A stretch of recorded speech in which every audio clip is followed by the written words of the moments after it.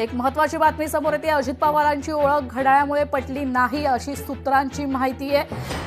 कुर्त्याच्या कापडामुळे त्यांची ओळख पटली असल्याचं समजतंय। तर प्रथम दर्शनींनी ही ओळख सांगितली आहे, तर कापडामुळे घड्याळामुळे ही ओळख झालेली नाही असं सूत्रांचं म्हणणं आहे। तर मृत्यूनंतर आतापर्यंत अजित पवारांचे घड्याळ सापडलेच नाहीयेत। डाव्या हातावर घड्याळासारखा दिसणारा भाग शर्टचा होता।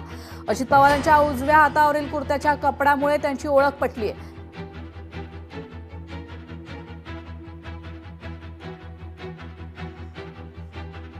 आपले प्रतिनिधी अमोल धर्माधिकारी आपल्यासोबत फोन लाईनवरून जोडले गेले आहेत। अमोल, पाहतोय आपण आत्ताची एक महत्त्वाची बातमी आहे। खरं तर त्यांच्या घड्याळावरून ओळख पटली असं म्हणण्यात आलं होतं, मात्र आता असं म्हणतायत की घड्याळावरून ओळख नाही तर त्यांच्या कपड्यावरून ओळख झालेली आहे। काय अधिकची माहिती?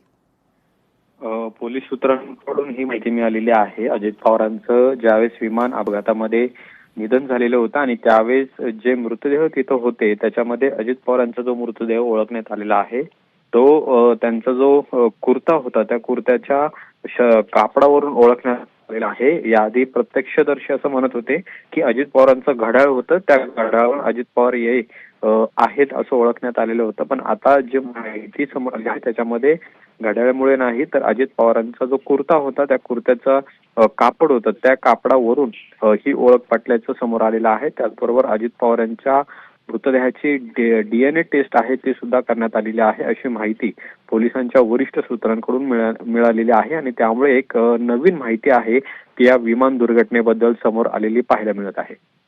धन्यवाद अमोल, तुम्ही दिलेल्या सविस्तर माहिती करता। लोकशाही मराठी ऐका, पहा, जागरूक रहा।